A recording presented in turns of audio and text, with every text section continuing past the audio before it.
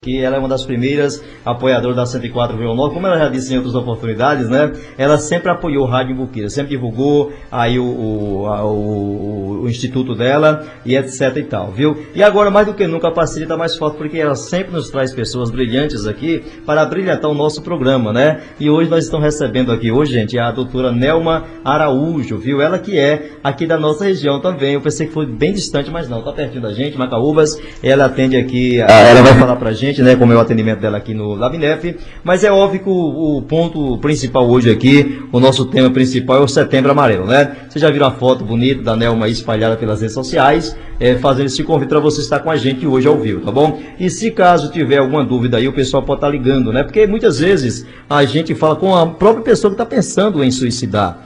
E muitas vezes está ouvindo a gente lá em casa. De repente você pode fazer uma pergunta aí, quantas mortes, né, estão acontecendo aí nos últimos tempos? Inclusive, doutora, deixa eu dar um bom dia, depois para a introdução. Doutora Luciana, bom dia, seja bem-vinda, é um prazer tê-lo aqui com a gente, viu? E claro, obrigado por estar trazendo aqui a doutora Nelma Araújo. Bom dia, Zé, bom dia, ouvintes da Bruno. Para mim também é um prazer estar aqui trazendo um tema tão atual e, infelizmente, que faz parte da nossa realidade, né? E você, como um radialista que também traz todas essas informações, a gente vem aqui com o intuito também de não só trazer informação, mas também de educar, né, a respeito desse tema. E, assim, não tenho muito para falar, porque eu vou passar agora para a doutora Nelma, né, que vai abordar mais especificamente esse tema. Mas já agradeço a oportunidade de estar aqui, né, divulgando também nosso trabalho e de poder também abordar sobre esse tema que é tão intimista, né, que às vezes as pessoas se bloqueiam muito, às vezes por conta de paradigmas, não ter a iniciativa de procurar um profissional. Eu falo mesmo até os próprios familiares, né, a gente tem que procurar se educar e procurar entender a situação que às vezes está dentro da nossa casa. Reconhecer as características, né, de uma pessoa suicida, então procurar ajuda precocemente para que isso não aconteça, né, porque como a gente vê os dados estatísticos, tem se elevado muito o número de mortes causadas por suicídio, principalmente na população jovem, né, e também em criança. É o que a gente vê aí na mídia, o que está acontecendo, que eu costumo dizer, que às vezes casos hediondos, né, como exemplo mesmo aquele caso de Realengo, de Suzano, isso às vezes, gente, vem um problema... Repetido com mais frequência, né, doutora? Às vezes é uma coisa que vem já propagando desde a infância. E talvez dentro de casa os familiares e os familiares em casa e os professores na escola não souberam identificar a ponto de precocemente evitar uma tragédia, né? Então, assim, cabe a todo mundo. Isso, problemas todos temos, né? Dentro de casa, todo mundo tem. Basta a gente procurar resolver, né? Da forma mais, como eu digo, a forma mais simples, procurar ajuda mesmo de um amigo, de um profissional, porque a gente precisa expor. Então, assim, a gente tem que saber que nós não estamos sozinhos. Essa é uma causa que é de todo mundo, a gente tem que entrar nessa corrente e ajudar, né? Porque às vezes uma palavra amiga, um incentivo, a gente consegue tirar a pessoa de um suicídio. Mas simples palavras às vezes conseguem tirar alguém do suicídio. Com certeza. Né? Não vou assim me estender muito, né? Vou passar agora a palavra para a doutora Nelma.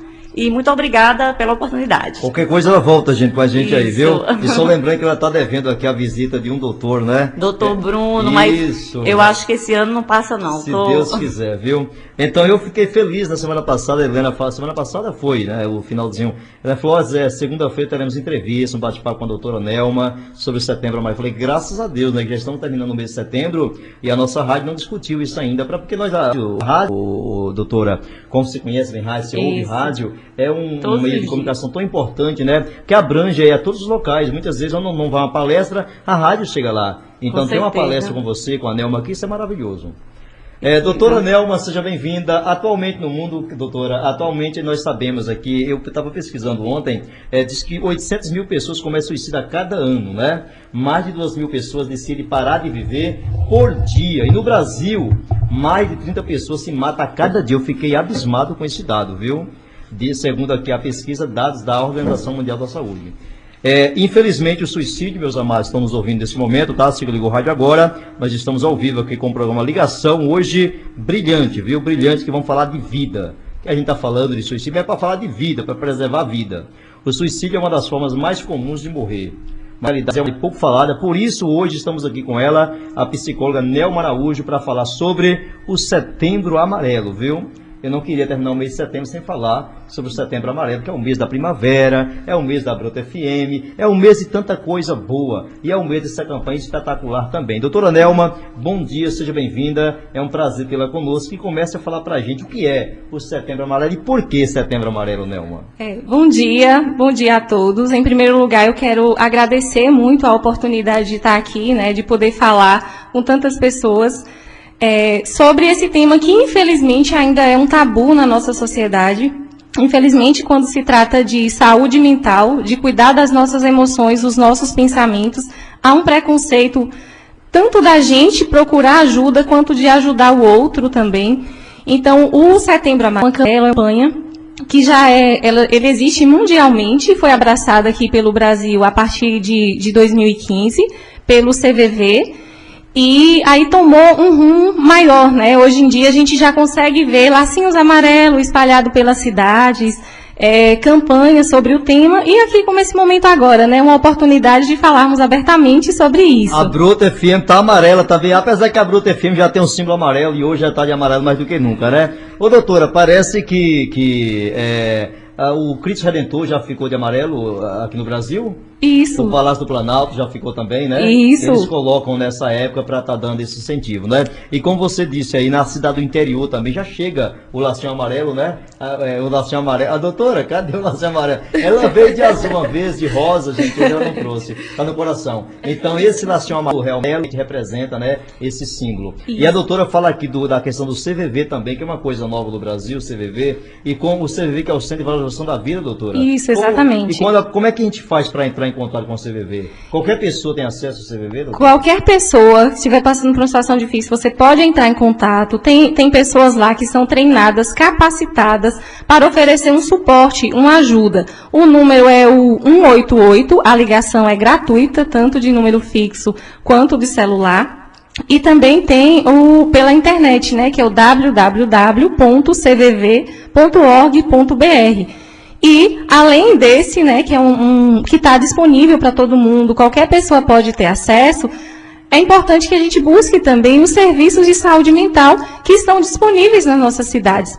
Hoje em dia, praticamente todos os municípios têm o CAPS, quando não tem o CAPS, tem as unidades de saúde, onde tem profissionais ali que podem fazer o acolhimento e que podem encaminhar ajuda profissional para essas pessoas. Por exemplo, o psicólogo antigamente era tão difícil chegar até um psicólogo, hoje está tão fácil, graças a Deus, né? Olha nós com uma psicóloga aqui hoje ao vivo, entendeu? Isso é bacana. Então, e o mais importante do que isso é a gente começar a se conscientizar do quanto é importante a gente cuidar da nossa saúde mental, né? Eu gostaria até de propor uma reflexão. Quantas vezes a gente já foi ao médico por sentir um desconforto físico, por sentir uma dor física? Quantas vezes nós procuramos? E emocionalmente falando, se a gente colocar a nível de pensamentos, de emoções, de angústias, quantas vezes eu já dei ouvido para uma emoção minha? Quantas vezes eu já parei de trabalhar uma ajuda psiquiátrica ou um atendimento, fazer uma terapia? Quantas vezes eu já tive essa coragem? Porque o que a gente vê é completamente diferente. A maneira como eu cuido da minha saúde física e a maneira como eu cuido da minha saúde mental. Claro que nós somos seres únicos e está tudo interligado. É muito importante cuidar da nossa saúde física, porém nós não podemos negligenciar a nossa saúde mental. E o que a gente observa, nos casos de suicídio é que, como ele trouxe aí os dados da Organização Mundial da Saúde, né, no Brasil. Corretos esses dados, né? Corretos esses dados, exatamente, atualizados. São cerca de 30 pessoas por dia, doutora. Isso, cerca de 11 mil casos por ano, né? Então é um número alarmante. E se nós pararmos para pensar, parece que é algo distante, mas se a gente fizer um pequeno exame de consciência, se eu refletir, quantas pessoas que a gente já conheceu, que era aqui da nossa realidade, que era próximo, que cometeu um suicídio. Então, quando a gente fala de suicídio, eu não estou falando simplesmente de um caso da televisão. Infelizmente, muitas vezes eu falo de alguém que estava aqui ao meu lado.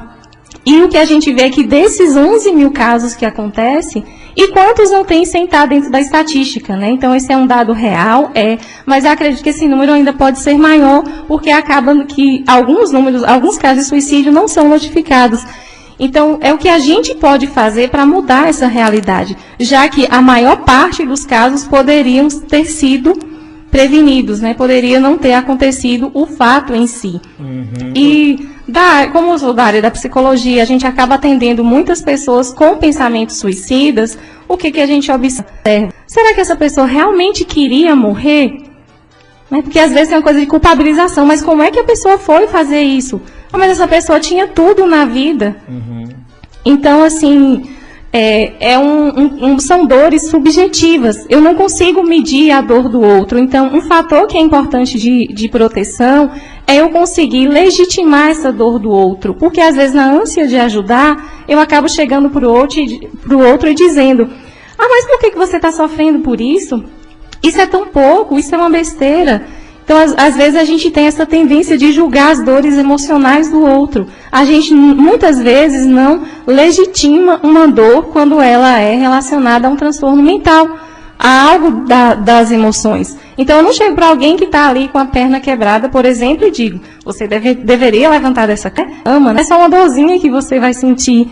E quantas vezes a gente faz isso com alguém que está sofrendo, que está doente mentalmente, que está sofrendo emocionalmente? A gente quer tira isso da cabeça, não pensa nisso. Muitas vezes, doutora, que muitas vezes ainda fala: fulano está com frescura, essa é coisa de amanhecer chorando. Que frescura é essa? Tem tudo na vida, né? Às vezes dentro da própria família acontecem essas coisas, né? Exatamente. No grupo de amigos, muitas vezes. Isso. A gente pode parar para pensar: para quantas pessoas, se eu tivesse pensado em suicídio, por exemplo, quantas pessoas do meu convívio, do meu ciclo de amizades, para quem eu teria coragem de abrir sobre esse pensamento? Porque, infelizmente, é um assunto tabu e a gente está aqui hoje querendo quebrar essa barreira, que falar é a melhor solução. Esse é um dos principais slogans do Setembro Amarelo, que é: falar é a melhor solução. Mas se falar é a melhor solução, eu vou falar para quem? Então, é importante, gente, que a gente esteja disposto também a escutar sem julgar. Uma dor emocional, eu poderia enfrentar aquilo de uma maneira. Cada pessoa, ela é única, é singular, ela tem um jeito de encarar a dor. Então, uma das atitudes mais preventivas é eu ouvir com empatia, eu não querer julgar a dor do outro, eu me colocar ao lado daquela pessoa, escutar sem julgar. É muito importante a gente começar a fazer esse exercício, né, que eu posso usar as minhas palavras tanto para produzir saúde mental, quanto para prejudicar a saúde mental de alguém. Então, vamos refletir. Ninguém escolhe sofrer, ninguém escolhe adoecer. A gente pode adoecer mentalmente, emocionalmente, e não é uma escolha. E a gente precisa estar atento a isso. Como a gente fala, depressão não é cura, não é falta de fé. É uma doença que precisa, sim, de ajuda, de tratamento, muitas vezes só com terapia. Na maior parte dos casos, a terapia medicamentosa associada com acompanhamento terapêutico. Nós temos esse caso aí do padre Marcelo Rossi, né, que ele até comentava, ele disse que ele sempre achou que, ele, padre, né, um padre geralmente, acho que até psicologia estuda, e ele disse que sempre achava que depressão fosse algo assim, frescura. E depois veio na vida dele que transformou totalmente a vida do padre, né? Hoje ele se diz curado, né? Mas você vê que o padre, eu não sei se ele está totalmente curado, porque o padre Marcelo Rossi, depois da depressão, ele é totalmente diferente. E a depressão, ela tem cura mesmo, doutor? Eu falei, eu estou curado da depressão. É porque a gente tem vários tipos de depressão, né? Então eu preciso ver cada tipo. Eu tenho graus mais leves, moderados, Ansiedade, doutora, me fala aqui, ultimamente eu recebo muitas pessoas, eu estou com ansiedade, tem muita ansiedade. Ansiedade, ela pode se transformar em depressão, doutora? Pode estar associado, né? Porque a ansiedade ela é um processo que gera um desgaste físico e emocional muito grande, que a gente tem uma linha também para a gente separar. Existe uma ansiedade que é num patamar normal, diante de uma situação nova, diante de uma situação de perigo. É normal nós sentirmos aqueles sintomas físicos, como a gente fala da ansiedade. A taquicardia, a sudorese, Né? Então, ela está associada com a emoção do medo, que serve para quê? Para preservar a vida. Agora, essa ansiedade ela pode se tornar patológica, que é quando eu sinto intensamente, ela começa a atrapalhar as minhas atividades, a minha rotina do dia a dia, e a partir daí eu preciso sim buscar ajuda e buscar tratamento. E ela pode sim estar associada a um quadro de depressão, porque quando eu vivencio um quadro de ansiedade, eu começo a me limitar, eu começo muitas vezes a ficar em casa, deixar de fazer atividades que eu conseguia fazer, e por conta dos sintomas de ansiedade, que são extremamente desgastantes, eu não consigo mais. E aí a gente precisa ser avaliado pelo médico, por um profissional de saúde, para que ele possa dizer. No campo da saúde mental, a gente não tem um exame de imagem para poder me mostrar, eu tenho isso. E talvez essas sejam das dificuldades de aceitar as doenças mentais. O diagnóstico ele é clínico, né? Ele é baseado nas queixas, porque, como eu costumo dizer, não tem um exame que mostra o meu pensamento. Não tem um exame que mostra as minhas emoções. É por isso que eu digo, a principal ferramenta. Eu conseguir expor, eu falar o que eu estou sentindo. Então, é muito importante buscar ajuda profissional.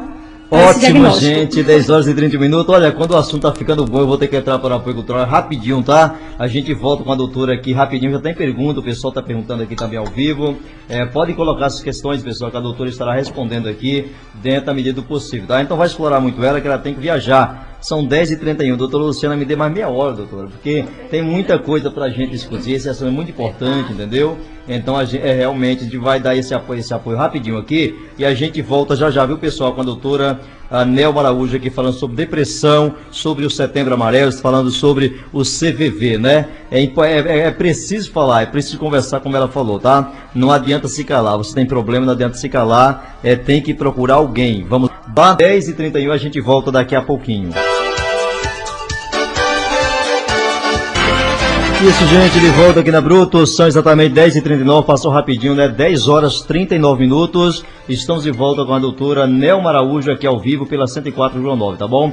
Tinha surgido uma pergunta aqui de um ouvinte, a gente vai colocar no ar daqui a pouquinho para a nossa amiga Nelma, que está com a gente aqui. Mas antes, Nelma, eu queria perguntar para você, doutora, sobre essa questão da depressão, né? Alguns dizem que tem causa genética. Eu queria saber se realmente tem ou ela não tem nada a ver. Tipo assim, porque se a pessoa sofreu um trauma, né? Durante a sua vida, claro, pode causar uma depressão. Mas ela pode vir de família também, geneticamente falando? Pode sim, a depressão ela tem um fator hereditário que é importante, mas ele sozinho não determina que a pessoa vá desenvolver um quadro de depressão. Então a gente pode pensar que geneticamente a pessoa veio com algumas condições que favorecem o desenvolvimento da depressão, mas isso não é um fator único, é importante a interação tanto das características genéticas, quanto do ambiente, quanto de como foi a história de vida daquela pessoa. Então, a gente diz que é uma doença que tem causas multideterminadas, mas o fator genético é sim um fator importante, porém não é o único determinante de uma depressão, mas ele tem uma influência grande. Ok, doutora, voltando ao suicídio aqui, olha, como abordar alguém que pensa sobre ele, né? Você descobre a pessoa pensando em suicidar.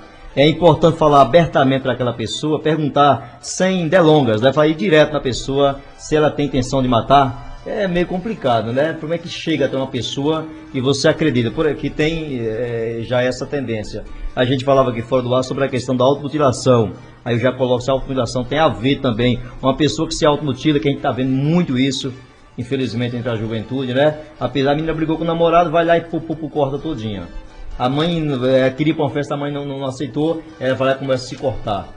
O que é que a gente pode fazer com essas pessoas? Que tipo de conversa tem com essas pessoas, doutora? Bom, é importante a gente primeiro validar a dor do outro, né? Porque para um adolescente, principalmente na adolescência, que as emoções todas estão extremamente afloradas, então eu adulto posso olhar e dizer, mas se cortou porque terminou um relacionamento? Que coisa tão pequena. Então, a atitude mais importante que vai ajudar essa pessoa é eu demonstrar empatia, é eu demonstrar que eu entendo a dor dela e tentar estar junto. É importante, sim, perguntar abertamente, desde que você tenha conseguido desenvolver um vínculo com essa pessoa. É importante que seja também um ambiente onde a pessoa esteja se sentindo à vontade, É importante a gente fazer com que a pessoa se sinta o mais à vontade possível, porque isso é algo muito íntimo, né? A gente não costuma sair por aí demonstrando as nossas emoções, porque a gente não sabe como é que vai ser aceito. Principalmente na nossa sociedade atual, há uma dificuldade de lidar com o que eu chamo de emoções desagradáveis, né? Com a tristeza, com a raiva. Então, às vezes, perder um familiar, passou por uma situação difícil, está chorando há alguns dias, meu Deus, fulano já está depressivo. Então, a gente também tem patologizado emoções que são humanas, né? Porque o sofrer também faz parte da vida humana. Então, é por isso que quanto mais próximo eu estou da pessoa, eu vou conseguir identificar. Será que isso já está além da conta? E se ela sente que tem um vínculo, que pode contar comigo, que pode ter uma mão ali amiga, ter um ouvido para escutar sem julgar, ela vai se sentir mais confortável para atravessar esse momento de dor. Você tocou na questão da automutilação. Infelizmente, vem ocorrendo muito, principalmente entre os jovens. A gente poderia pensar que um dos fatores de desencadear esse comportamento de automutilação é a maneira como a nossa juventude tem lidado com a frustração. Porque, às vezes, até da criação, até desde cedo, hoje em dia, com as tecnologias, a gente está acostumado. Digitei ali e já pesquisei. É tudo muito rápido. Eu não tenho que esperar. Então, aprender a lidar com a espera, aprender a lidar com a frustração, são características que a gente não tem aprendido muito isso, principalmente a geração, né, mais nova. Então, acaba que, diante de uma situação difícil, eu preciso dar sentido para essa dor. O que as pessoas que praticam automutilação dizem é que elas praticam uma dor física para dar sentido a uma dor emocional. Então, alerta, né, doutora? Isso é um alerta, isso gera uma luzinha ali piscando, né? Eu preciso olhar para essa pessoa porque ela está enfrentando um sofrimento muito grande. Então, não é frescura, não é simplesmente para chamar atenção.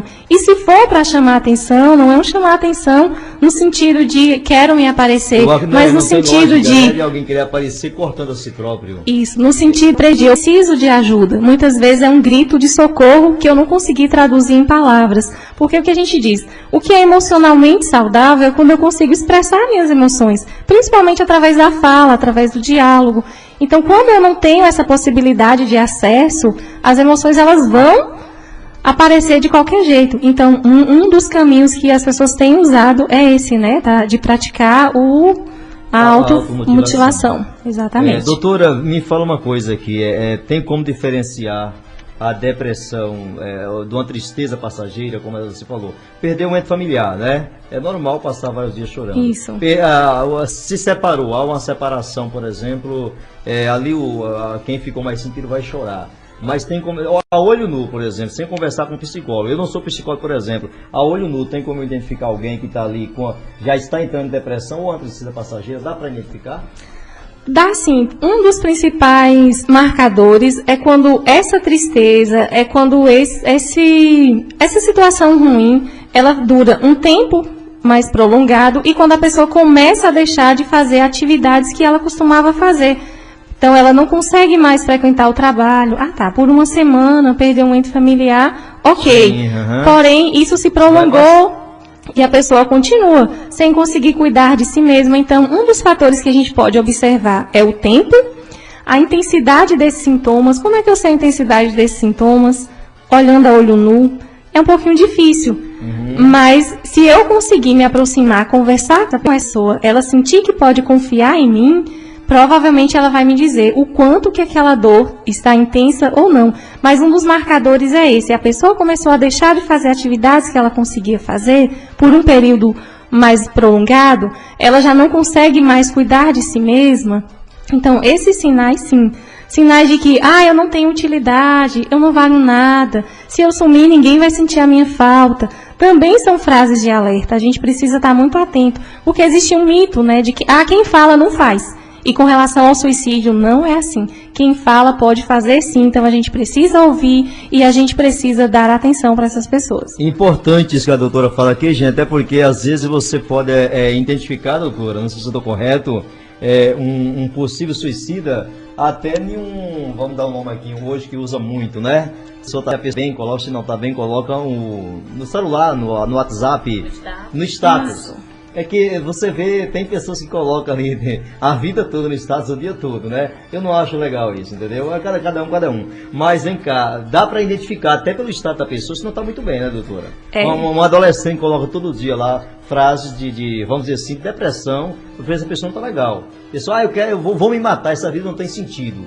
Que a gente de vez em quando presencia entre a juventude, né? Isso. Inclusive um dia desse uma amiga chegou para mim e falou: Zé, eu conheço duas amigas adolescentes, né? Que elas começaram de uma hora para outra a ficar tristes. Uma porque terminou com o namorado, a outra porque não sei o quê. Pessoas que eram alegres de repente começam a mudar o comportamento. É hora de buscar ajuda, doutora?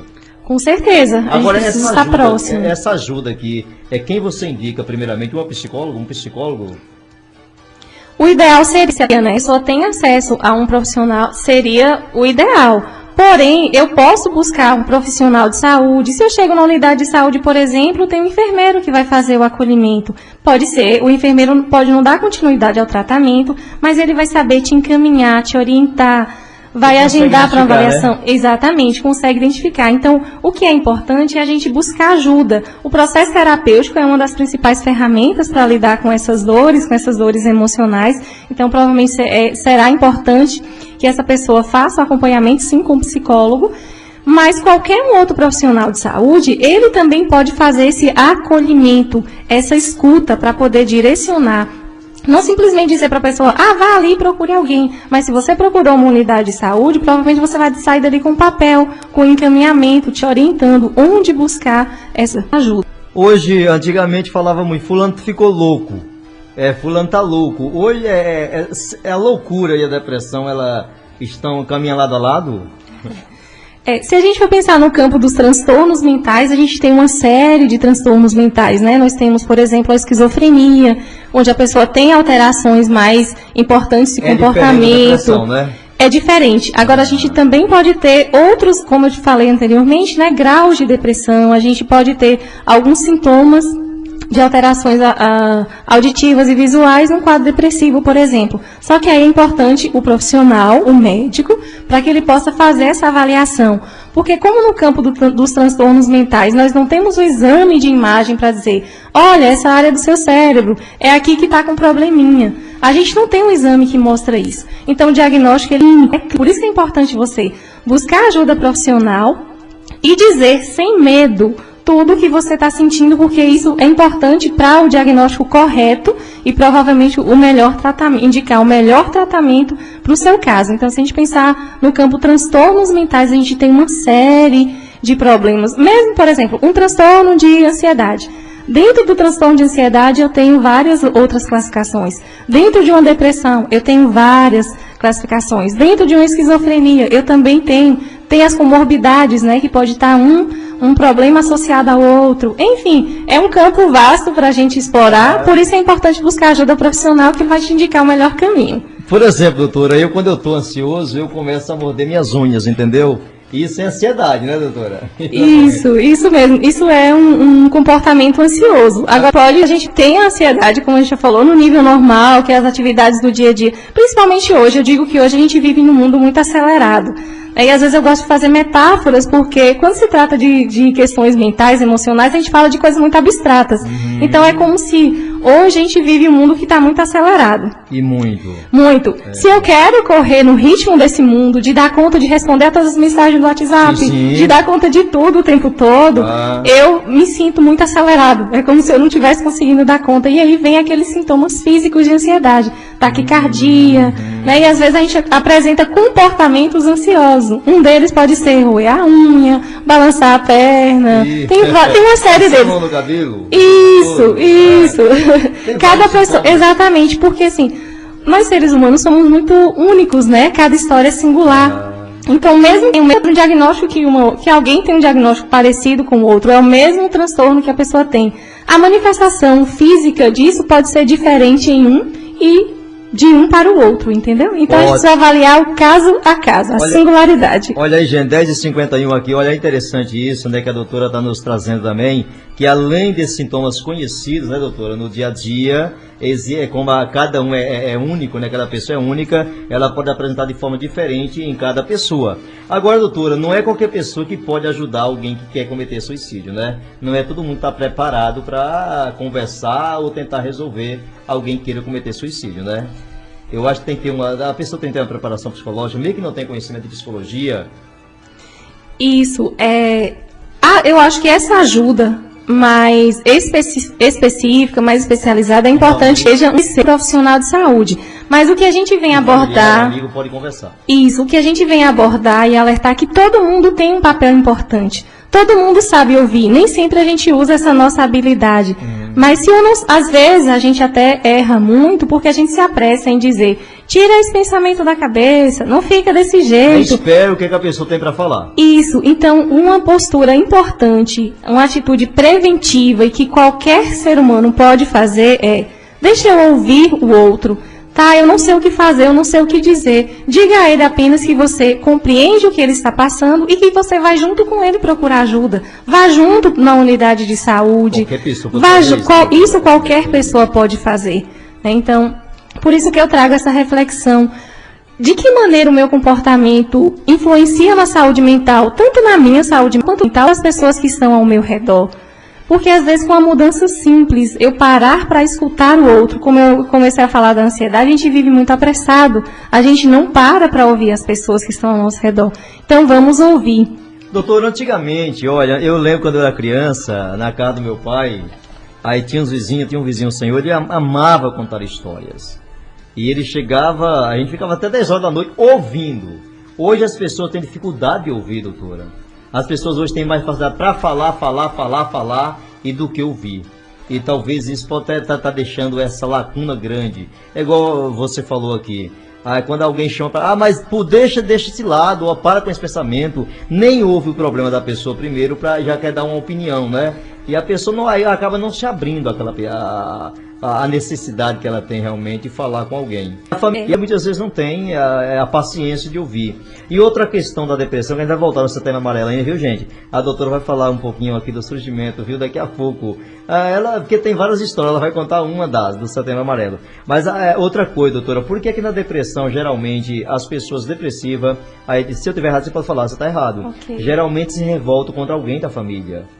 Tem depressivo que, nossa, lá fora na rua tá maravilha com todo mundo. Mas em casa, meu amigo, aí o bicho pega. Então a gente pode tentar pensar em todo o histórico, né? O que fez surgir, como são aquelas relações familiares, se existe alguma coisa ali de concreto que motive essa relação diferente com as pessoas da família.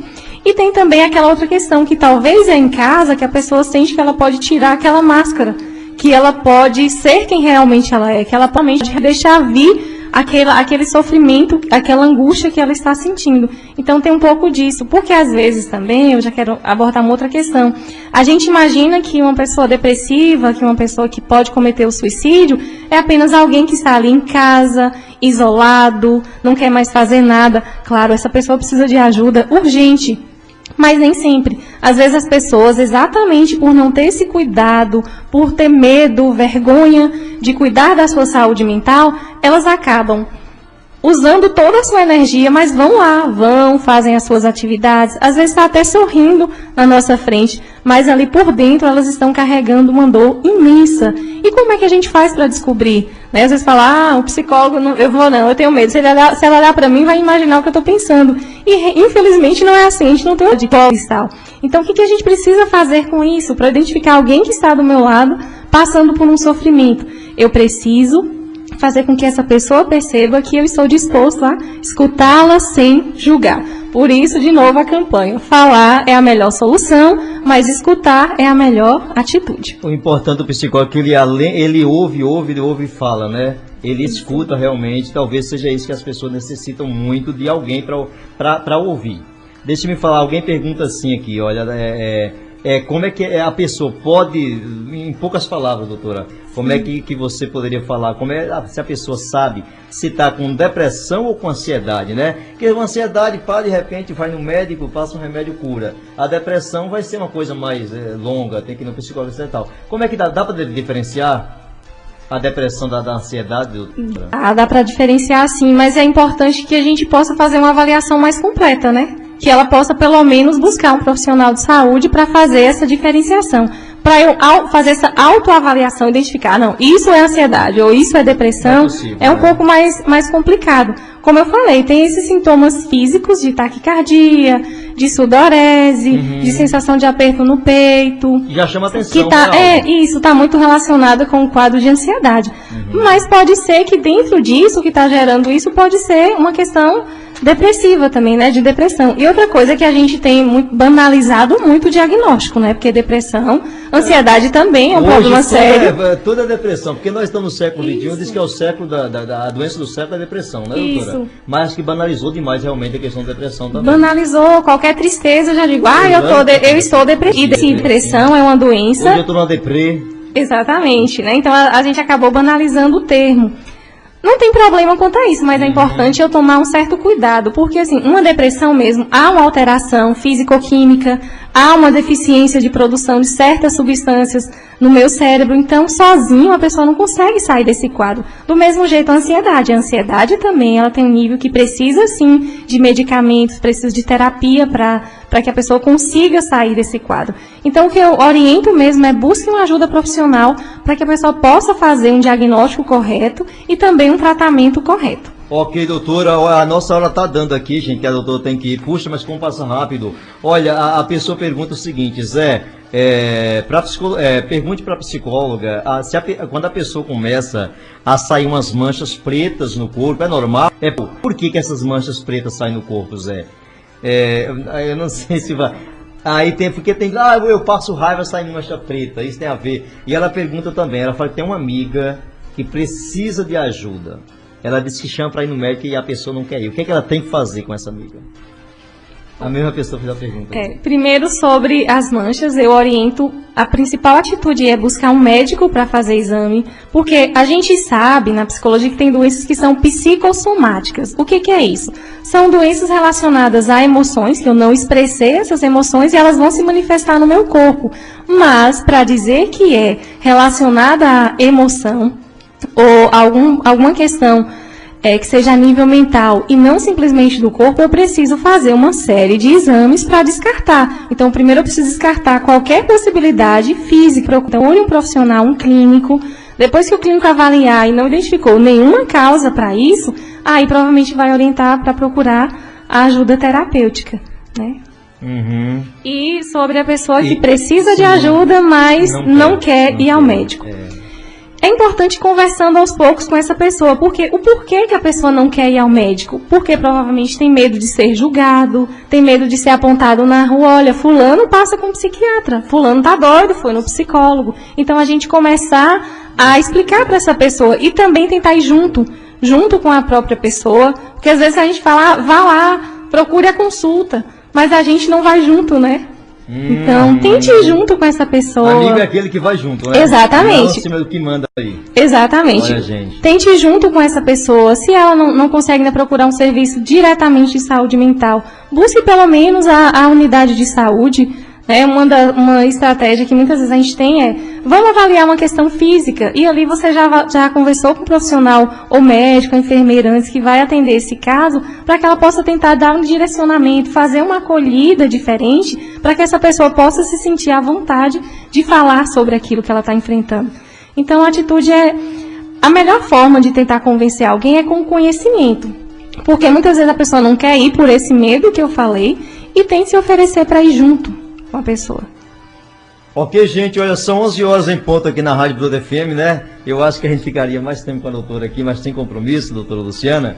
Eu acho que vocês têm que voltar mais vezes aqui, viu? É muito longo, mas eu acredito que tá ótimo, né? Acho que o ouvinte tá conseguindo entender. Agora, pense aqui, lá no outro lado do rádio, né? Distante daqui, tem alguém ouvindo a gente e pensou hoje, talvez, em tirar a própria vida, doutora. O que você falaria para alguém que está pensando em suicidar? Depois de toda essa fala sua, você como psicóloga, o que falaria para alguém que está precisando tirar a vida? Nós conversávamos aqui nos bastidores que quando alguém tira a vida, a pessoa não quer tirar a própria vida, queria viver, quer resolver a dor que está sentindo, né? Isso. Aí a única forma que encontrou foi tirar a vida. se ela tivesse chance de ver antes dela fazer aquilo, falar, puxa, será que não tem outra saída, doutora? Então, a primeira coisa que eu faria era oferecer uma escuta, né, uma escuta cuidadosa, oferecer um espaço para que essa pessoa pudesse falar sem ser julgada, então escutaria e tentaria trabalhar com ela o que está gerando essa vontade de morrer, o que fez com que a vida dela perdesse o sentido, né, por que essa dor está tão intensa, oportunizar essa pessoa falar, legitimar esse sofrimento dela, não dizer que ela não deveria pensar isso, porque ela já pensa, não é porque quer. Então, a primeira postura seria escutar, validar essa dor que a pessoa está sentindo e tentar, junto com ela, construir outras estratégias. Que possibilidades teria de lidar com essa dor?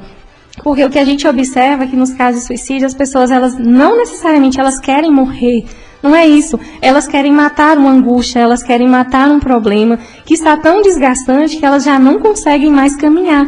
Então, oferecer essa escuta é como se eu estou oferecendo ajuda para essa pessoa carregar esse peso junto comigo, dividir comigo esse peso. Então, a postura é essa. É escuta empática, sem julgar, orientar, trabalhar junto, tentar enxergar outras possibilidades de lidar com aquele problema e futuramente orientar para que pudesse fazer um processo terapêutico, né? Que aí é mais longo, mais demorado. Ok, gente, eu volto já, tem mais pergunta aqui ainda, viu? Antes de finalizar o tempo aqui, olha, agora são 11h03, volto já. Gente, de volta aqui, olha, deu uma pausinha rápida aqui, viu? É porque eu fui tirando dúvida particular com a doutora aqui, ó, rapidinho aqui. Antes de eu colocar mais uma pergunta, doutor, já estamos chegando aqui no seu tempo, mas o nosso tempo está dentro do limite, tranquilo. Tem uma pergunta rápida aqui, que a gente vê, inclusive, eu estava comentando com a doutora aqui mais cedo, logo que ela chegou, de um caso que aconteceu antes de ontem, quinta-feira aí no estado de Goiás, né? Um jovem casal, 2 irmãos, tinha perdido os pais e, de repente, estavam trabalhando, mas, segundo a moça, ele só tinha reclamação no trabalho e falou, puxa, vamos acabar com isso? Eu não aguento mais.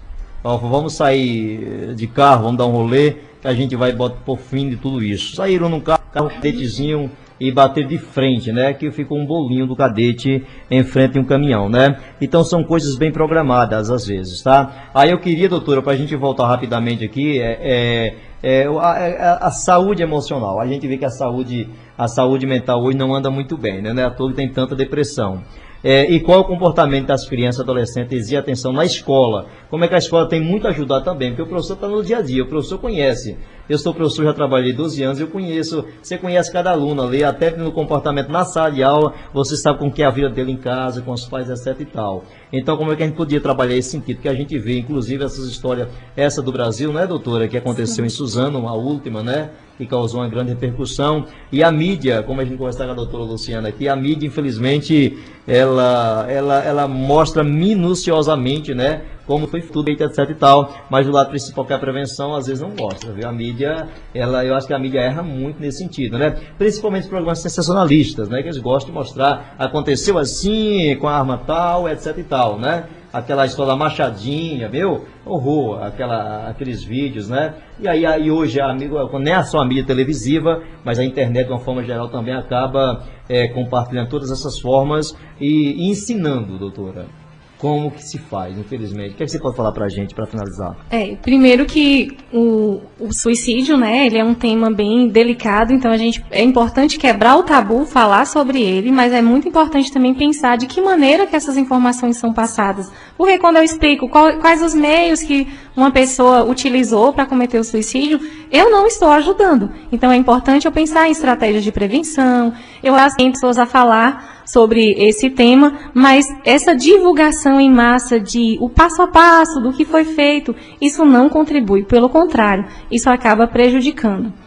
Sobre a escola, né, os casos que ganharam a mídia, que ganharam a notoriedade e que são crimes hediondos e que chamam a nossa atenção e que nos deixa chocados, mesmo que a gente não estivesse compartilhando ali daquela realidade, é algo que eu acho que toca todo mundo. Então, quando a gente vai olhar o histórico dessas pessoas que, primeiro, elas praticam homicídio, né, e depois acabam tirando a própria vida, era muito comum a gente ver fora do país, nos Estados Unidos, principalmente, e a gente tem visto números recorrentes aqui no Brasil também acontecendo.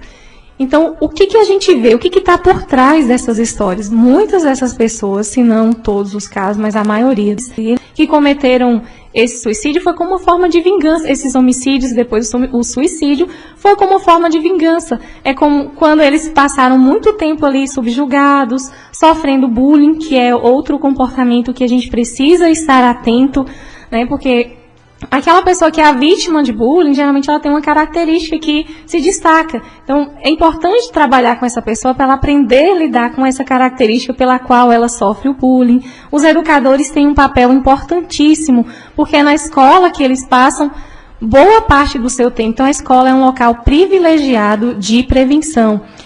Nós fizemos uma metodologia que foi roda de conversa com adolescentes. Então, um dia diferente, um próprio professor poderia propor uma roda de conversa sobre um tema. E numa roda de conversa, cada um vai expor um pouco ali do que tem. Então, trabalhar essa temática, dar ouvidos a isso, estar atento para ver o comportamento, não só durante a aula, mas no intervalo. Né? A gente sabe que os professores não vivenciam uma realidade tão fácil também. Nem sempre é fácil você ser educador, nem sempre você consegue chegar na sala de aula e dar a sua aula normalmente. Né? Infelizmente, o comportamento dos jovens hoje em dia está um pouquinho complicado, porque já vem também uma questão de educação de casa. Mas, às vezes, esse comportamento, aquela pessoa que mais pratica o bullying, às vezes é alguém que está precisando de ajuda. E, às vezes, a gente simplesmente aponta o dedo e julga, né? É importante demais eu olhar aquela pessoa, aquele aluno que foi vítima de um bullying, porque provavelmente ele tem se não for cuidado, se não for dado espaço para que ele possa trabalhar essa situação de sofrimento que ele viveu e poder dar vazão de uma outra forma, é que a pessoa pode começar a cometer esses crimes, né? Contra os outros, como uma forma de vingança, e depois contra si mesmo. Então, tem como prevenir isso? Tem. É importante a gente estar atento e a gente observar não só quem é vítima do bullying, esse precisa de ajuda, inegavelmente. Então, eu preciso conversar, eu preciso oferecer um espaço para que ele possa ser escutado e oferecer instrumentos, né? Ali dentro de cada turma onde acontece, cada educador pode começar a pensar em estratégias. Eu poderia trazer esse tema para conversar na sala de aula, esse tema pelo qual ele sofre bullying, é pelo peso, é pela altura, é por alguma característica específica. Então, eu tenho que trabalhar, eu como professora, tenho que trabalhar esse tema na minha sala, para que as pessoas possam aprender a ter um novo olhar sobre isso. Mas eu alerto também que eu preciso estar atento àquele que pratica o bullying, porque às vezes é um pedido de socorro também, às vezes eu aponto no outro aquilo que incomoda em mim. Então, quando eu tenho que começar a me questionar, por que esse aluno atenta tanto àquele outro, pirraça tanto àquele outro? Então, eu não tenho simplesmente que punir quem pratica o bullying. Eu preciso começar a observar o que acontece com essa pessoa que ela tem a necessidade de atingir aquele outro colega. Dar suporte para quem é atingido, mas também tentar trabalhar com o comportamento daquele que está agredindo. Não apenas com punição. Claro que precisa ter uma consequência para um comportamento inadequado. Porém, eu também preciso oferecer ajuda. Gente, aqui ao vivo, né? Pena que já estamos chegando ao final, 11h16. Tem mais uma pergunta aqui ainda, de um ouvinte diretamente de São Paulo. Ela fala: bom dia, amigo. Ela é buquirense, está lá em São Paulo. Ela disse que acabou de chegar, está ligada na Rádio Broto FM. Ela disse que está ouvindo a doutora aqui e ela queria saber o seguinte: olha, Zé, pergunta a ela. Eu faço tratamento há mais de 10 anos, mas está me apresentando muitos hematomas pelo corpo. Se é normal, né? Se a depressão tem cura. Pergunte para ela que quando você não tem apoio da família, a depressão piora muito, é claro. Quando isso acontece, o que eu devo fazer? Ela tem depressão há 10 anos, doutora. E, sem dúvida, ela usa medicamentos, né? Sim. E ela disse que aparecem hematomas no corpo. Por isso que a pessoa perguntou das manchas também e tal. O que você poderia falar para ela sobre essa questão? Bom, primeiro, para procurar a ajuda clínica, porque pode estar relacionado, como eu falei, existem questões que são psicossomáticas, que é da ordem das emoções e que acaba se manifestando no meu corpo. Mas não tem como eu afirmar 100%. Como é que ela vai conseguir saber isso? Fazendo uma avaliação clínica, passando com o médico para que possa... Porque essas manchas podem ser indícios de outras coisas. Pode ser uma alteração física. Como eu falei, há uma possibilidade de ser decorrente de questões emocionais? Sim, pode ser que seja, mas para se afirmar isso é preciso primeiro excluir toda uma outra gama de possibilidades, porque a gente está falando de um mundo de possibilidades. A questão de ser psicossomática é apenas uma. Então faça exames, procure um clínico para ver o que ele te orienta, para que ele possa avaliar essas manchas, se está relacionada à questão emocional ou não. Sobre o tratamento, você pode voltar de novo também no médico, porque às vezes assim, a gente vai uma vez, toma um remédio, ou então já está tomando há 10 anos.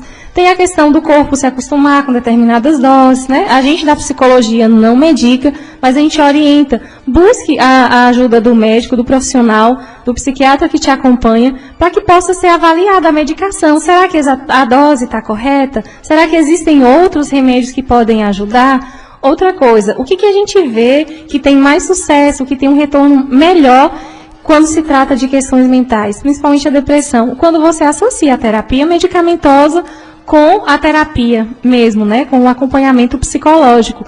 Então, busque fazer também a terapia e busque reavaliar. Volte num profissional da sua confiança, no profissional que te acompanha, para que ele possa rever as doses medicamentosas, para que ele possa as doses do remédio. Como você falou, o apoio da família também é extremamente importante, porque a gente se sentir seguro, a gente sentir que tem vínculo, a gente sentir que é compreendido, que é apoiado, é um dos principais sentimentos que ajudam na nossa melhora. Então é importantíssimo isso também.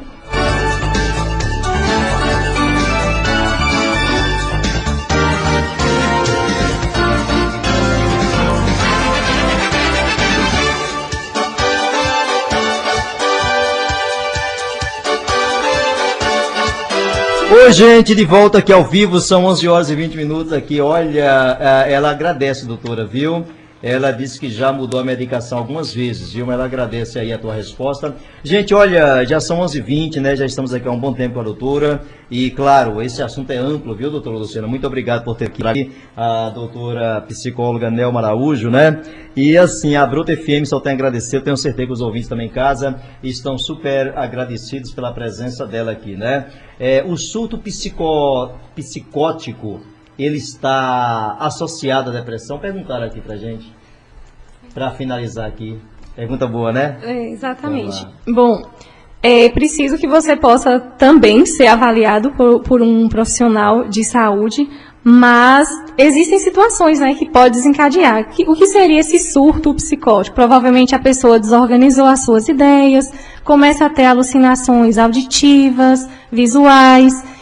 E existem casos de depressão com sintomas psicóticos? Existe. Existe também, né, esse quadro parecido na esquizofrenia, por exemplo, onde há alterações auditivas e visuais. É por isso que eu reforço mais uma vez a importância de procurar a ajuda médica. Mas a gente tem casos de depressões graves que elas estão associadas com sintomas psicóticos, né? Esses sintomas psicóticos são exatamente essas alterações de pensamento e também da visão, da audição. Então a pessoa pode estar enxergando algo que só ela enxerga. Ela pode estar ouvindo vozes, né, escutando uma coisa que somente ela consegue ouvir. Ela pode ter a questão persecutória, achar que tem muitas pessoas perseguindo. E aí vai muito do caso a caso, né, de como é que foi esse surto psicótico. Mas existem depressões graves onde tem sintomas psicóticos, existem, mas existem outros transtornos onde esses sintomas também estão presentes e é por isso que um profissional precisa avaliar. Gente, olha aí, chegamos ao final, olha, na verdade, darem umas perguntas de áudio aqui, não deu ponto eu analisar pra gente colocar no ar, pessoal, então a gente não vai ter, que na verdade também a gente está explorando demais a doutora aqui, viu? Eu quero agradecer a doutora, deixar aqui as considerações finais, e sim, eu vou deixar até uma música linda hoje no final, doutora.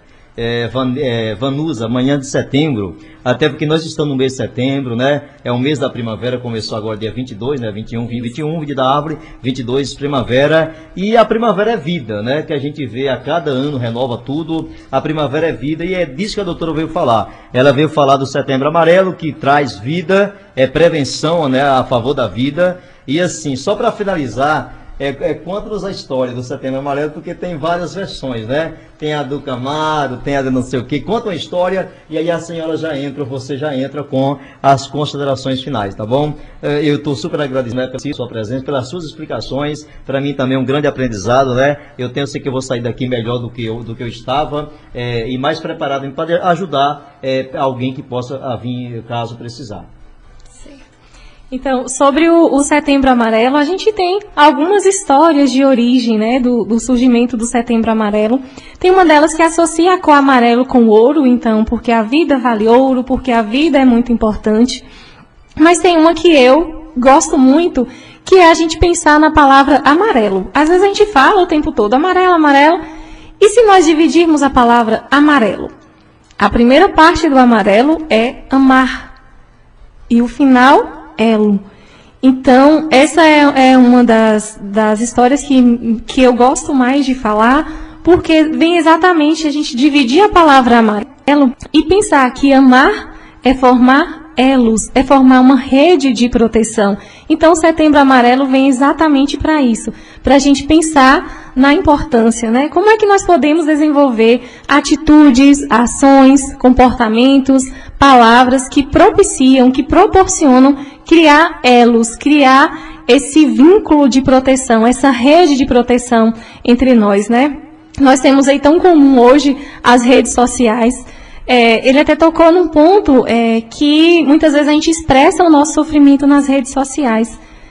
Isso não é a melhor estratégia, porque como é que as pessoas que estão do outro lado vão lidar com isso? A gente já ouviu, inclusive na mídia, pessoas que foram influenciadas a cometer o suicídio exatamente por isso. Colocou ali uma dor emocional e teve muitas críticas e obteve muitas respostas porque alguém que está do outro lado não soube compreender a sua dor. Então vamos formar esses elos, vamos investir nessas relações, no diálogo, no olho, porque um computador, um kkk do WhatsApp, eu posso estar chorando e ter escrito um kkkk, né? Ou mandar uma carinha sorrindo e estar chorando. Então vamos investir em criar elos de verdade. Nenhuma rede social substitui um abraço, substitui um olho no olho, substitui uma postura de acolhimento para com o sofrimento humano. Então, gente, vamos nos aceitar mais. Eu não preciso concordar que o outro sofre por aquilo. Eu preciso apenas aceitar que é uma dor dele e compreender aquela dor. Então, o que eu gosto mais é de que amar é criar elos. Por isso está aí o nosso Setembro Amarelo. Ok, doutora, o povo não quer parar de falar aqui. Olha, tem mais uma pergunta aqui. A senhora falou, Zé, pergunta, doutora, aproveita a oportunidade que ela está aí. Eu vou lançar a pergunta dela aqui, viu, doutora? Deixe-me ver, 1, 2, 3, né? 3 áudios aqui, deixe-me sentir aqui rapidamente. Aí daqui a pouco a doutora volta, viu, gente, com as considerações finais. Vamos ouvir, doutora? Ou não, calma aí, deixe-me ver aqui rapidamente. Deixa-me soltar o áudio aqui, olha, vamos que vamos, olha. Oi, bom dia. Bom dia, o que é que um bolo na garganta que sobe e fica descendo? Me informa aí, fazendo um favor. Deixa eu ver se ela continua aqui, doutora. É Estelina aqui da Morada do Sol, é que eu tô com o menino, tá desse jeito. Ô, dona Estelina, peraí que ela vai responder, doutora. Dona Estelina. Zé, pergunta a doutora aí a pergunta que eu mandei perguntar a ela, do meu menino, que tá com bolo na garganta, que sobe e desce. Eu tô aqui escutando a rádio. É Estelina, da Morada do Sol. Ô Zé, só faz isso aí pra mim, Zé, que meu menino fica muito preocupado com esse problema. Só fala só essa aí pra mim. Pronto, a doutora... saber o que a doutora está falando. A doutora vai responder agora aqui, viu, dona Estelina? Doutora, o que pode falar? Porque essa questão desse nó na garganta aí, doutora. Então, eu me preocupo muito da gente simplesmente dizer, é só emocional, né? É só da ordem do emocional e pronto, e não buscar ajuda. Um dos sintomas de ansiedade que a gente costuma ouvir com certa frequência é de que há um aperto no peito, um nó na garganta. Então, é uma queixa comum da gente escutar. Pode estar relacionada com um quadro de ansiedade? Pode, com um quadro de depressão? Pode, mas o mais importante de tudo é que seja avaliado, é que possa passar por um clínico e avaliar fisicamente. Existe mesmo alguma coisa? Porque esse sintoma está incomodando e pode sim ter alguma alteração física. Não tendo alteração física, a gente poderia começar a pensar, né? Como é que essa pessoa tem vivenciado suas emoções? Porque às vezes a gente reprime demais, a gente guarda demais. E às vezes a gente fala assim, eu estou com a sensação de bolo na garganta. Eu vivenciei uma situação de uma frustração, eu vivencio uma tristeza frequentemente, eu vivencio uma situação que de alguma maneira me gera um sofrimento e eu não consigo expressar. Então muitas vezes as pessoas trazem isso, né? Eu estou como se estivesse com um nó na minha garganta, um bolo na garganta. Isso pode estar relacionado? Pode, mas se me procurasse, por exemplo, para um atendimento, a primeira postura seria encaminhar essa pessoa para fazer uma avaliação clínica, porque é preciso, é importante. Se eu trato como algo da ordem do emocional, uma alteração que é clínica, eu estou negligenciando essa pessoa. Eu posso estar permitindo que esse problema vá aumentando. Então, por isso que é importante, primeiro, a avaliação clínica. Mas existe essa queixa relacionada a sintomas emocionais? Existem. De que a gente não consegue expressar aquilo que a gente passa, é como se fosse uma situação que eu não consegui engolir, né? Eu não consegui digerir. E com essa sensação como se fosse um nó, um bolo na minha garganta. A gente costuma ouvir isso. Porém, reafirmo mais uma vez, precisa fazer uma avaliação clínica primeiro. Ok, ó, gente, para finalizar, a última pergunta de hoje aqui, doutor, olha, eu acho que explorei demais a doutora aqui, gente, 2 horas, 1h30 praticamente já. Vamos lá aqui com a última pergunta, né, que tem a ver também com a questão do psicólogo, da psicologia. Vamos ouvir Dona Geni do Pajeú, ela tem uma perguntinha também aqui. Oi, Zé, Geni do Pajeú. Oi, Zé, eu te pego, procura ela, se o que é bom. Ela sabe, esse negócio de esquecimento. Você está fazendo uma coisa, não sabe o que, depois volta, não sabe o que vai fazer. Vai na geladeira pegar uma coisa, não sabe. Vai pegar sal, levar açúcar. O que significa isso aí? Às vezes você procura ela para mim. Olha, interessante aqui, porque isso aí está acontecendo até com a juventude, viu, doutor? Não é só com a pessoa idosa, não. Dona Geni, é com a doutora, vamos lá. Pronto, o que acontece? A nossa memória ela é constituída por 2 processos. Primeiro, a atenção e depois a recuperação dessas informações. Então, eu costumo fazer a metáfora assim, é como se eu estivesse registrando com o meu celular. Então, imagina que na hora que eu fui fazer determinada coisa, eu não estava prestando atenção. E aí, eu não registrei direito. Então, é como uma foto que não estava focada. E quando eu vou olhar depois, eu não consigo identificar direito o que está ali. É mais ou menos como funciona a nossa atenção e a memória. Eu não estava atento, eu não prestei atenção, por isso é que eu não consigo recuperar aquela informação. Ou eu recupero, mas eu não consigo entender direito o que está acontecendo ali. Essa é uma possibilidade de eu estar preocupada com muitas outras coisas, então eu estava fazendo algo ali no automático. Eu saí, eu me levantei, eu fui à geladeira pegar alguma coisa, mas eu não estava concentrada na minha ação. Eu não estava concentrada naquilo que eu ia fazer. Então, essa alteração de memória pode estar relacionada a isso. E a gente tem algumas outras questões, né, que afetam a memória. Por exemplo, quadros de demência. Uma das demências que a gente tem é o Alzheimer. O que acontece num quadro de Alzheimer? A pessoa vai afetando primordialmente, a área do nosso cérebro que é responsável pela memória. Ela pode apresentar esses esquecimentos. Então, o que é importante fazer também? Uma avaliação, né, para a gente definir, é algo só relacionado à atenção, por eu não estar atento àquilo que eu ia fazer, ou é algo que realmente é uma alteração que precisa de cuidado. Uma outra coisa é que a nossa memória, gente, ela pode ser treinada. E hoje nós não fazemos esforço nenhum. Antes a gente memorizava um número de celular, por exemplo, memorizava várias coisas. Hoje em dia a gente tem um celular, a gente anota, pronto, e se desobriga. Então a gente acaba não treinando a nossa memória. E o que eu sugiro também é que a gente possa fazer. Atividades de leitura são importantes para poder ajudar a gente a desenvolver a nossa memória, a treinar a nossa memória.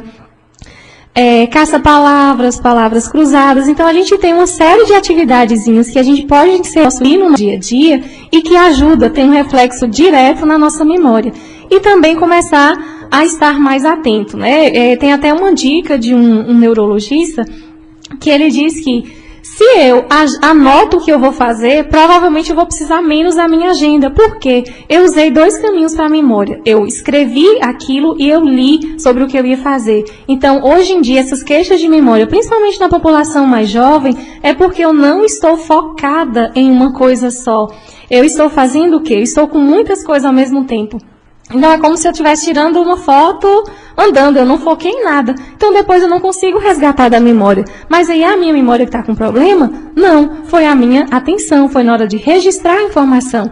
Então, se eu sei, por exemplo, eu não sei se eu tomei o remédio ou não, o que eu posso fazer? Você pode dizer para você mesmo em voz alta, eu estou tomando outro remédio, ou eu vou guardar uma chave, eu vou guardar um documento que eu preciso usar depois. Pare um minuto, respire e diga para você, eu estou guardando o documento tal na gaveta tal, porque eu tenho outro caminho de memória, além de eu ver o que eu fiz, então eu tenho um registro visual, eu falei, eu terei também o registro auditivo. Então, gente, a memória ela pode ser treinada também. E quando a gente pega uma população, né, um pouquinho mais idosa, a gente vê que pode ser um caso de o início de um Alzheimer. E aí, quem é que pode fazer esse diagnóstico? O ideal é que seja um neurologista, você vai ter que fazer uma série de exames de imagem para poder descartar outras possibilidades. Então, assim, se são queixas muito recorrentes, procure uma avaliação, tá bom? E é possível fazer o treino da memória também, como eu falei. Oi, tá aí, gente, legal. Olha, doutora, meu Deus do céu, olha que eu estou muito ocupado aqui, porque tem mais uma pergunta aqui. Zé, só essa pergunta, por favor. Deixa-me ver aqui, é que de repente tem vontade de chorar e ansiedade. Essa pessoa, ela, né? Ela falou, Zé, é uma amiga dela que está assim. Ela diz que a pessoa tem vontade de chorar e tem muita ansiedade. Se pode ser depressão, o início da depressão, doutora? Bom, a gente precisaria de mais dados, né, para a gente poder avaliar melhor o caso e definir se seria ou não. Você indicava para ela aqui agora, doutora? Bom, eu acredito que a terapia, porque na terapia você vai conseguir falar, você vai conseguir identificar. Se eu estou com vontade de chorar com muita frequência, provavelmente tem alguma coisa que está gerando essa tristeza, tem alguma coisa que está gerando esse mal-estar. Né? E aí a gente vai conseguir, no processo terapêutico, identificar se é uma tristeza que vem, que passa, qual é a intensidade desses sintomas, para a gente poder direcionar o melhor tratamento para essa pessoa. Brejo Novo fala que está amando a entrevista. Eu acredito, doutor, que muita gente não se manifesta, né? Mas, assim, algumas pessoas estão perguntando, mas, assim, muitas pessoas lá, eu acho que talvez a doutora, ela foi bem didática aqui, gente, viu? Eu acredito que não fica muitas dúvidas realmente. Mas é aquela questão, a doutora, como ela falou tanto tempo aqui, eu vou deixar a doutora Luciana vender o peixe aqui mais uma vez, tá? Até porque, na verdade, a doutora está atendendo aqui em Boqueira toda semana, doutora. Quais são os dias? Pode falar pra gente aí. Sim, eu atendo semana sim, semana não, no Labnef. E as pessoas podem entrar em contato comigo também, porque eu marco, né? A gente pode combinar o melhor horário, eu moro pertinho e aí a gente pode... Porque, uma coisa, eu acredito que muita gente que acabou falando... ou perguntando aqui, claro, cada caso é um caso, o doutor tocou muito nisso aqui, cada caso é um caso, né? Então, eu acredito, olha, muita pergunta aqui da sede também, viu, doutora? Muita gente vai ter necessidade de conversar com você. Aí a gente vai, é só falar com a Luciana, na Labnef, ou então a gente vai deixar um telefone da doutora aqui também, aberto, um WhatsApp, para as pessoas conversarem com ela, né? Pode chamar no Zap, pode marcar uma consulta, tanto aqui com a Luciana, que ela tem semana sim, semana não, uma vez por semana, semana não, doutora? Isso. É muito pouco, viu, doutora? É muito pouco. Deixa eu soltar o áudio mais um aqui, gente, olha, eu não consigo deixar as pessoas assim. Tem mais um áudio aqui, rapidinho. Deixa eu me ver aqui, rapidinho, pra gente finalizar. Já tem quase meia hora que eu falei com a doutora ia dar as considerações finais. Tem outra amiga que fala, Zé, e quando uma pessoa chora do nada, Zé, né? É tipo essa que tem vontade de chorar, ansiedade, porque chorar do nada, uma coisa é você chorar assistindo Leonardo DiCaprio lá, né? E outra coisa é chorar do nada. Por exemplo, eu choro, eu era muito chorão, hoje eu estou mais duro. Mas assim, é gostoso você chorar com uma mensagem de reflexão, é bom, né, doutora? Exatamente. Isso não é depressão não, né? Isso, você teve um gatilho que desencadeou aquela emoção, né? E você... Não é depressão. Eu até digo já chorei que... com Lagoa Azul, tu acredita? Lagoa Azul, a primeira vez que eu chorei, eu tinha 16 anos. E chorei. Eu digo assim, que tem momentos que a gente não sabe traduzir em palavras o que a gente está sentindo, né? Então a gente traduz em lágrimas. O choro não deve também ser tão reprimido, porque ele é uma via de expressão dessa emoção. Então a gente tem algumas emoções básicas. A tristeza, por exemplo, ela é uma emoção que é humana. Todo ser humano já sentiu, já passou por um momento de tristeza na vida. E o choro, ele é bem-vindo. Agora, é um choro sem motivo, é uma tristeza intensa. Aí o que acontece? Como eu falei, pode ser um caso de depressão? Pode, porque na depressão ocorre uma alteração físico-química. A gente tem alguns neurotransmissores, algumas substâncias que elas devem ser produzidas em certa quantidade no nosso cérebro. No caso que a gente está em depressão, essa quantidade é diminuída. Então, essa sensação de tristeza, de mal-estar, ela é muito intensa, ela é muito frequente. Então, é todo choro sem motivo que é uma depressão? Não, de forma alguma, porque o choro, a tristeza, elas também são emoções humanas. Porém, é importante eu avaliar se isso é frequente, se isso é muito intenso, se isso é recorrente, aí eu preciso de ajuda para conseguir sair disso. Ótimo, gente, ótimo, tá aí. Maravilha, doutora Nelma Araújo, né? Nelma Araújo, eu disse que tem uma radialista em Riacho Santana, ela parece que ela fala muito bem, fala muito, né?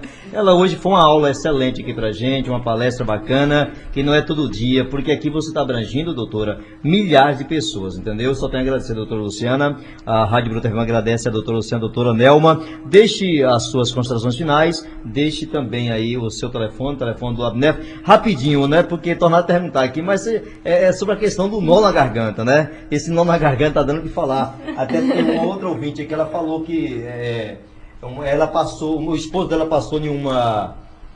como é que chama? Pneumologista. Isso, e aí quando começou a tomar o remédio, a primeira vez que ele tomou, começou a garganta também, sobe e desce, tipo um bolo que sobe e desce, entendeu? Isso pode ser a questão do estômago. Pode ser também, né? Então, assim, é importante... A não ser que possa ser psicológico também, de repente lá...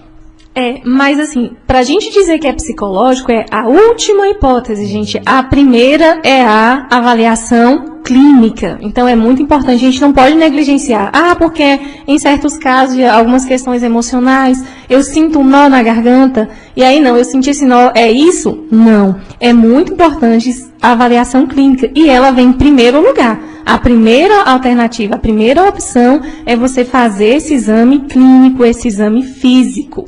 Certo?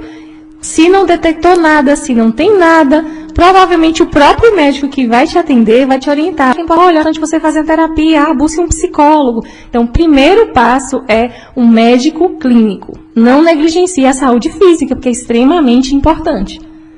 Ok, obrigado, doutora. Não levar, porque a doutora chamou muita atenção aqui. Ela chamou muita atenção aqui sobre a questão de, né, realmente, não colocar tudo que é problema psicológico, etc e tal, né? Nós sabemos que parece que o mundo está doente, viu, doutora? Mentalmente falando, e infelizmente as pessoas estão adoecendo mentalmente falando, psicologicamente falando. Parece que tem aumentado o número de psicólogos, né? Ela vai dar as considerações finais ainda? Vai, não deu ainda não.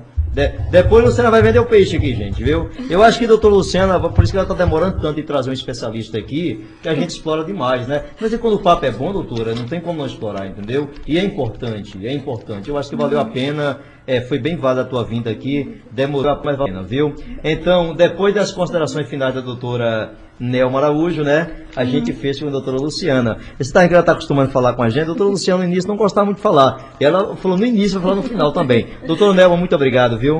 Os nossos ouvintes agradecem, milhares de ouvintes agradecem esse momento. A gente recebe aqui várias mensagens de agradecimento, dizendo o quanto foi importante a tua presença aqui, né? Pois pergunta para ela se a pessoa coloca qualquer cor... Apagou, mandaram e apagaram. Então vamos lá.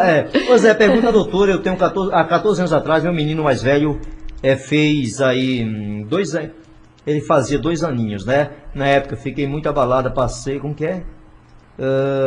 Zé pergunta aí a médica, 14 anos atrás, meu menino mais velho faleceu com 2 aninhos na época, né? Fiquei muito abalada, passei 1 mês sem dormir.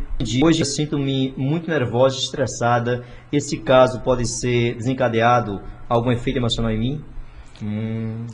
Pode sim, porque quando a gente passa por perdas emocionais, né, perder alguém, perder um ente querido, não é uma ferida fácil de cicatrizar.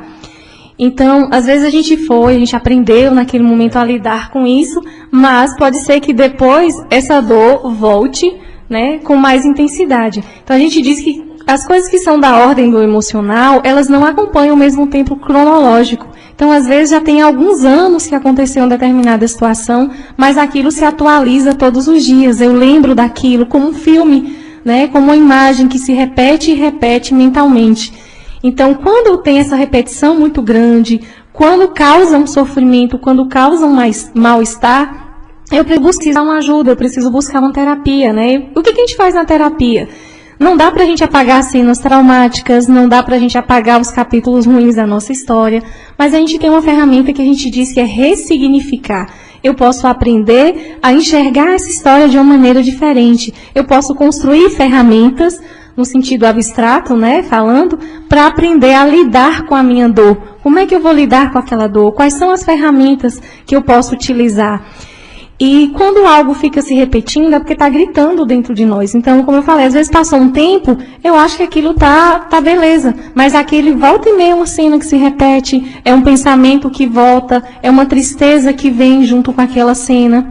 Então, eu preciso dar ouvido a isso. Eu tenho que dar vazão para as minhas emoções. Eu não posso barrar, eu não posso fechar. Por isso, da importância da terapia e de a gente dar ouvidos para aquilo que nós estamos sentindo, né? Porque às vezes tem um pensamento incômodo, chato, e a gente quer simplesmente se ver livre dele. Mas às vezes eu sempre oriento, acolha esse pensamento, se for possível, até escreva sobre isso, porque isso depois pode ser um material para você se conhecer, para você começar a identificar que tipo de coisa que volta com certa frequência, e talvez isso pode ser um alerta, né? De que é uma situação que, por mais que tenha passado alguns anos, continua ainda emocionalmente ativo, continua ainda emocionalmente trazendo algumas dores, e aí é preciso, talvez, de uma ajuda para poder lidar com isso. Ok, José, pergunta a ela só para finalizar, olha, quando a pessoa coloca qualquer coisa na cabeça, por exemplo, quando sabe que alguém está falando da pessoa e fica nervosa, e não tira da cabeça, pode ser levado para algum lado da psicologia, doutora? Bom, a gente tem por exemplo, o comportamento obsessivo, né? Que são os pensamentos obsessivos, que são pensamentos que voltam e se repete. E aí é importante a gente, sim, existir formas de se cuidar disso. E eu sempre digo, os pensamentos, principalmente os mais inconvenientes, eles são mal educados, né? Eles aparecem na nossa mente sem pedir licença. Então você tem que começar a pensar, o que esse pensamento quer dizer para mim? Né? Qual é o conteúdo dele? É difícil de fora, sem saber a história, sem saber o conteúdo do pensamento, a gente dá um sentido. Na terapia a gente provavelmente conseguiria fazer isso. Mas outra coisa que tem aí na pergunta é que quando a gente sabe que alguém está falando mal de mim. Bom, a gente precisa ter um certo cuidado, né? Porque às vezes eu brinco, a gente quer andar na cabeça dos outros. A gente quer adivinhar o que a outra pessoa está pensando. E a gente diz que é muito uma projeção. Muitas vezes aquilo que eu digo que o outro está pensando de mim é porque eu tenho uma questão comigo mesmo sobre aquele assunto. Então, por isso que primeiro eu preciso estar bem resolvido. Porque quando eu estou bem resolvida comigo mesmo, independente, se o outro fala, é muito mais agradável receber um elogio do que uma crítica. Então, se o outro fala, claro que vai atingir. Mas vai me atingir de que maneira? Pode me balançar, mas não vai me destruir. Então, por isso que, independente do que as outras pessoas falam de mim, se eu estou bem emocionalmente, se eu consigo gerir as minhas emoções, provavelmente eu vou conseguir lidar melhor com isso. E outra coisa é a gente ter esse cuidado, né? Será que o outro realmente estava falando de mim? Será que aquilo não é uma projeção minha? Será que não sou eu que tenho dificuldade de lidar com certas coisas em mim e daí eu projeto que as outras pessoas enxergam aquilo em mim? Então essa autoanálise também ela é importante.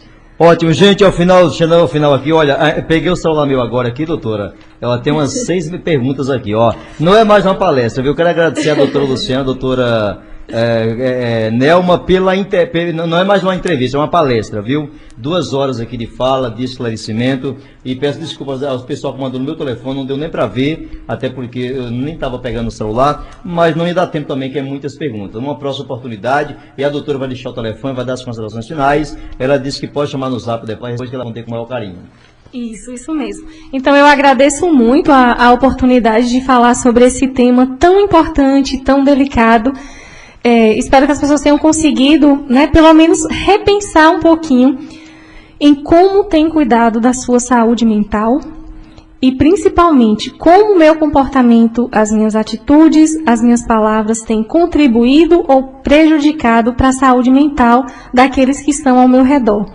Né? Ninguém escolhe adoecer mentalmente e ninguém quer ser apontado. Por que a gente tem medo de procurar uma ajuda? Porque a gente sabe que pode ser apontado na rua. Então, eu posso começar a mudar isso em mim. Então, se eu conseguir, pelo menos, lançar essa sementinha de reflexão, eu já fico feliz. O meu objetivo já foi alcançado, que é exatamente esse, né? Vamos começar a pensar. Eu tenho o poder de ajudar o outro com as palavras, com a simples fala, do mesmo jeito. A mesma energia que eu gasto, muitas vezes, para afetar o outro, para prejudicar o outro, é a mesma que eu uso para acolher o outro. Então, vamos repensar, né? Vamos trabalhar mais. Como diz o nome, o Setembro Amarelo. Vamos amar, vamos criar elos uns com os outros.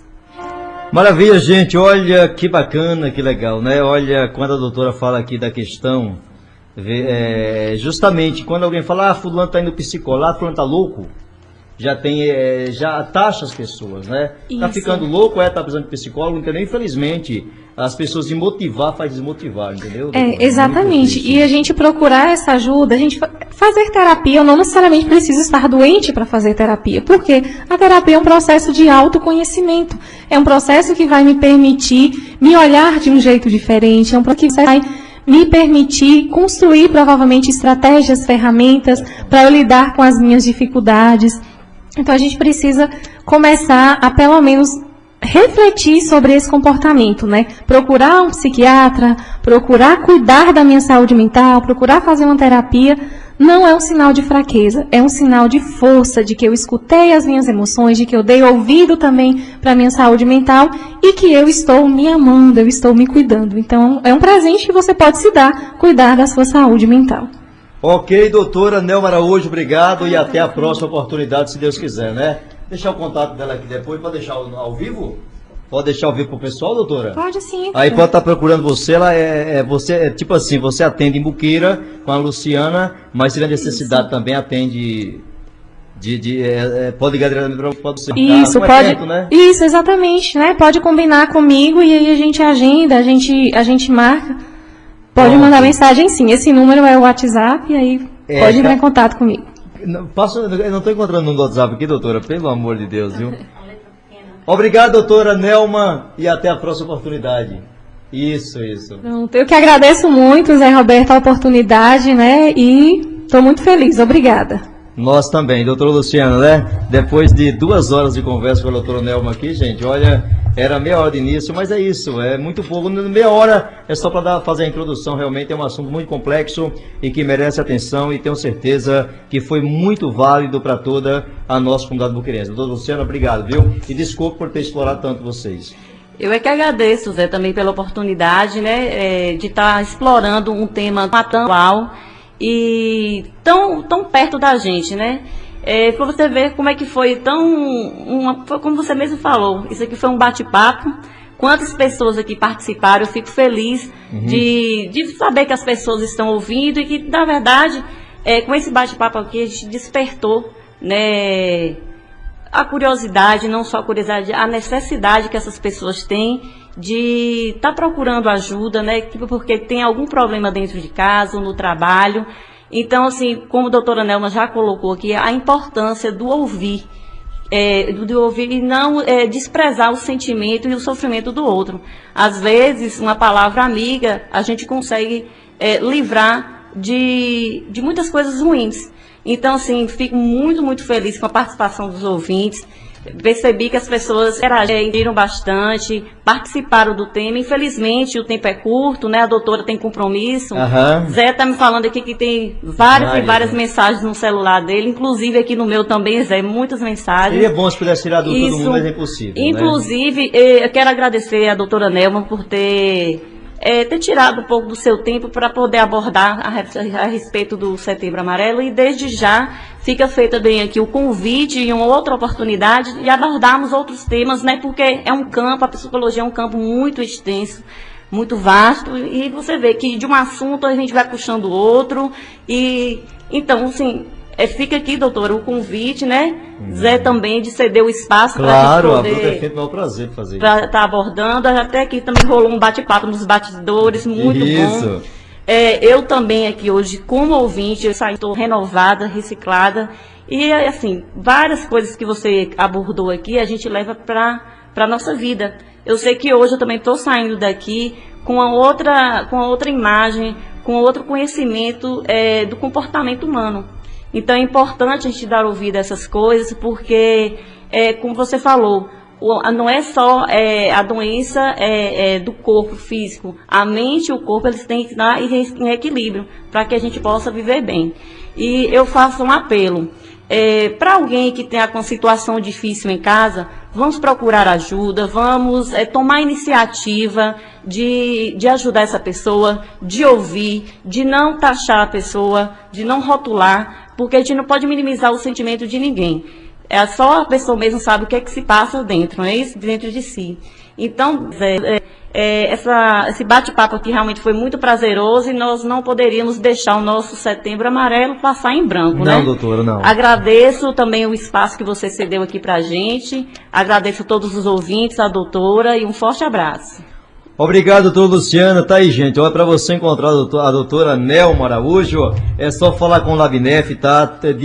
Uma vez por semana, entendeu? E ou então falar diretamente com ela. O telefone dela que ela permitiu passar no ar para a galera, 99909-6234.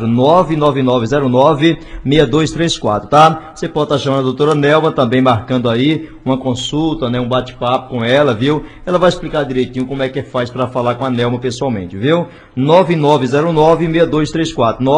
99909-6234. Olha, finalizando aqui, realmente, obrigado, queridas. Olha, alguém fala assim, Zé Roberto, quando você acha que todo mundo... Eu pensei que ela estava me xingando aqui, viu?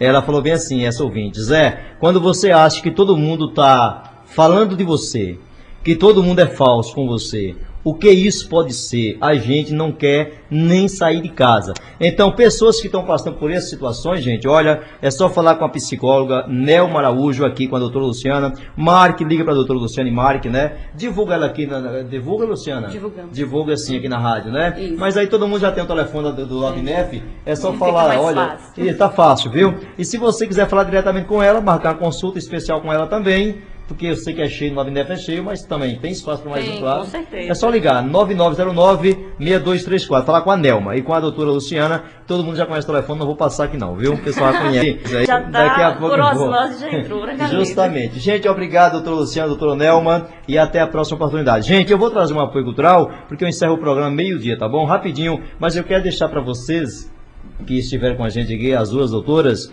e também para o pessoal de casa que está ouvindo a gente. Tenho certeza que a fala da doutora Nelma hoje foi espetacular e foi enriquecedora para cada um de nós, para todos nós, tenho certeza. Vamos ouvir Vanusa, amanhã de setembro, e eu volto daqui a pouco para encerrar o programa. Tchau, gente, daqui a pouco eu volto.